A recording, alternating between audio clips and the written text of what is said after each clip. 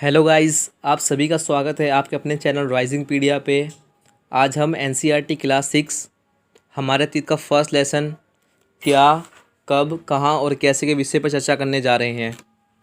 आप इस वीडियो को पूरा देखना, आपको पूरा कंटेंट समझ में आएगा और जो भी गवर्नमेंट एग्ज़ाम या फिर किसी कॉम्पिटिटिव एग्ज़ाम की तैयारी कर रहे हैं उसके लिए वीडियो बहुत महत्वपूर्ण है। आई होप इस वीडियो को पूरा देखने के बाद आपको पूरा क्लियर और सेटिस्फेक्शन मिल जाएगा कि मैंने कंटेंट बहुत ही सिंपल शब्दों में बनाया है। और इसी के साथ इस चैनल के साथ जो भी न्यू यूज़र हमारे साथ जुड़े हैं वो प्लीज़ लाइक और सब्सक्राइब कर ले और हमारे लेटेस्ट अपडेट के लिए बेल आइकन को प्रेस कर ले। तो फिर हम इस वीडियो की शुरुआत करते हैं। टोटल हमारे पास 10 टॉपिक है, जैसा कि आपको स्क्रीन पे शो रहा होगा। हमें इस वीडियो को ज़्यादा लंबा नहीं बनाना है, हमें इसे शॉर्ट में वो भी पूरे कंटेंट के साथ ख़त्म करना है। तो हमारा फर्स्ट टॉपिक है कि अतीत के बारे में हम क्या जान सकते हैं। तो अतीत के बारे में हम बहुत कुछ जान सकते हैं, जैसे उस समय के लोग क्या खाते थे, कैसे वस्त्र पहना करते थे, किस तरह के घरों में रहा करते थे। हम आठकों को यानी शिकारियों, पशुपालकों, किसानों, शासकों, उस समय के व्यापारियों, पुरोहितों, शिल्पकारों, कलाकारों के बारे में हम आसानी से जान सकते हैं। इसके विषय पर हम आगे विस्तार से चर्चा करेंगे। हमारा अगला टॉपिक है लोग कहाँ रहते थे। तो उस समय नर्मदा नदी, यहाँ कई लाख वर्ष पहले से लोग इस नदी के तट पर रह रहे थे। यहाँ रहने वाले आरंभिक लोगों में से हमें कुछ कुशल संग्राहक थे जो आसपास के जंगलों के विशाल संपदा से परिचित थे। वह अपने भोजन के लिए वे जड़ों, फलों तथा जंगल के अन्य उत्पादों का यहीं से संग्रह किया करते थे। वे यहाँ जानवरों का शिकार यानी अखेटक भी करते थे। अब इसी के साथ हम दूसरे स्थल की बात करते हैं। और दूसरा स्थल की बात करते हैं तो उस समय सुलेमान और करियर पहाड़ियाँ, अब ये भारत का हिस्सा नहीं है।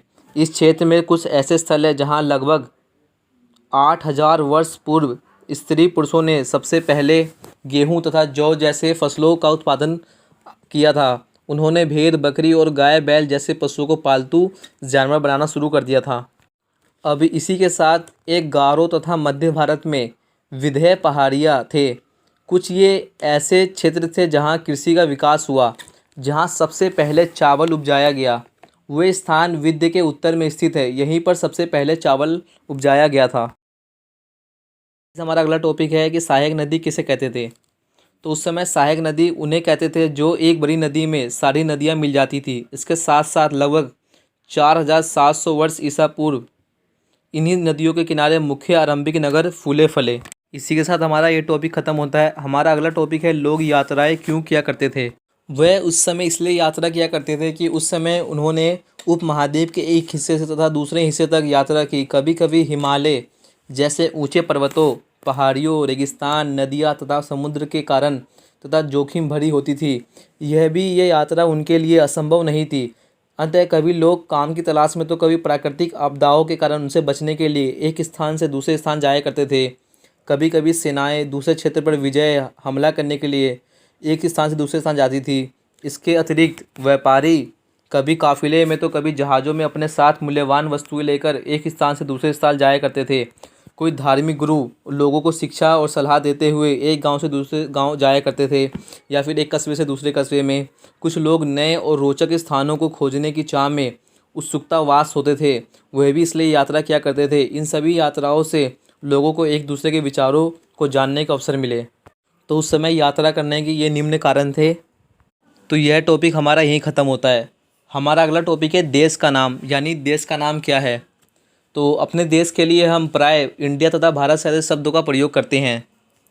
अब इंडिया शब्द इंडस से निकला है, जिसके संस्कृत में सिंधु कहा जाता है। इंडस शब्द का अर्थ है सिंधु। ऐसा माना जाता है कि लगभग 2500 वर्ष पूर्व उत्तर पश्चिम की ओर से आने वाले ईरानियों और यूनानियों ने सिंधु को हिंदोस अथवा इंडोस और इस नदी के पूर्व में स्थित भूमि प्रदेश को इंडिया कहा था। अपने सांस्कृतिक तौर पर देखें तो यह कहा जा सकता है कि इंडिया का नाम सिंधु के नाम पर ही रखा गया है। यह टॉपिक हमारा यहीं पे ख़त्म होता है। अब हमारा नेक्स्ट टॉपिक है कि अतीत के बारे में कैसे जान सकती है और इसके जानने के क्या क्या स्रोत हैं। जैसा कि हमने फर्स्ट टॉपिक में डिस्कस किया था कि इतिहासकारों, कलाकारों के बारे में। अब यहाँ पे हमारा मेन मोटिव है कि जो अतीत है उसको जानने के स्रोत क्या क्या है, किस कारणों से हम उसे जान सकते हैं। तो हम अतीत की जानकारी हम कई तरह से प्राप्त कर सकते हैं। इनमें से एक तरीका अतीत में लिखी गई पुस्तकों को ढूंढना और पढ़ना है। यह पुस्तकें हाथ से लिखी होने के कारण पांडुलिपि कही जाती थी। मतलब जो हस्तलिखित किताबें होती थी उसे हम उस समय पांडुलिपि कहते थे। यह पांडुलिपियाँ ताड़पत्रों अथवा हिमालय क्षेत्र में उगने वाले एक भुज नामक पेड़ के छाल के विशेष तरीके से तैयार भोजपत्र पर लिखी मिलती है। अब इन पांडुलिपियों को इतने वर्ष हो गए जिसके कारण बहुत सारी पांडुलिपियों को किसी कीड़े ने खा लिया तथा कुछ नष्ट कर दी गई। फिर भी ऐसी कई पांडुलिपियाँ आज भी उपलब्ध है। प्राय यह पांडुलिपियाँ मंदिरों और विहारों में प्राप्त होती है। अब अतीत को जानने के हमारे पास दूसरा स्रोत यह है कि अभिलेख का अध्ययन कर सकते हैं। ऐसा लेख पत्थर अथवा धातु जैसी अपेक्षाकृत कठोर सतहों पर उत्कीर्ण किए गए, यानी इसका कहने का तात्पर्य यह है कि जो कठोर पत्थरों पर नुकीली चीज़ों से उकेर कर लिखवाते थे उसे हम अभिलेख कहते हैं। कभी कभी शासक अथवा अन्य लोग अपने आदेशों को इस तरह उत्कीर्ण करवाते थे ताकि लोग उन्हें देख सके, पढ़ सके, उन्हें कुछ समझ सके और उनके जो रूल कायदे थे उनका पालन कर सके। कुछ अन्य प्रकार के अभिलेख भी मिलते हैं जिनमें राजाओं और रानियों ने सहित अपनी स्त्री पुरुषों ने भी अपने कार्यों के विवरण का उत्कीर्ण किया, यानी उनके बारे में बताया है, उनके बारे में लिखवाया है अभिलेख पे। उदाहरण के लिए शासक लड़ाइयों में अर्जित विजयों का लेखा जोखा वो अभिलेख में लिखवाते थे, जो हमें अतीत के जाने के स्रोत हैं और ये साक्ष्य के रूप में हमें प्राप्त है। कॉम्पिटिटिव एग्ज़ाम में और गवर्नमेंट एग्ज़ाम में अभिलेख और पांडुलिपियों के लिए बार बार क्वेश्चन पूछ लिया जाता है। इसी के साथ आपको पांडुलिपियाँ और अभिलेख समझ में आ गया होगा। तो हमारा अगला टॉपिक है पुरातत्वविद। अब ऐसे वस्तुओं का अध्ययन करने वाले जो अतीत में बनी और प्रयोग में लाई गई हो, ऐसी वस्तुओं के बारे में पढ़ने वाले पुरातत्वविद कहलाते हैं। पुरातत्वविद पत्थर और ईंटें से बनी इमारतों के अवशेषों, चित्रों तथा मूर्तियों का अध्ययन करते हैं, उनके बारे में पढ़ते हैं।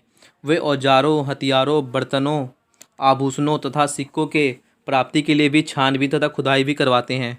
तो इससे हमें यह ज्ञात होता है कि पुरातत्वविद क्या करते थे, उनका काम क्या था। अभी भी वर्तमान में ऐसे बहुत पुरातत्ववाद है जो पुरानी चीज़ों के बारे में अभी भी पढ़ाई कर रहे हैं, उनकी खोज में लगे हुए हैं।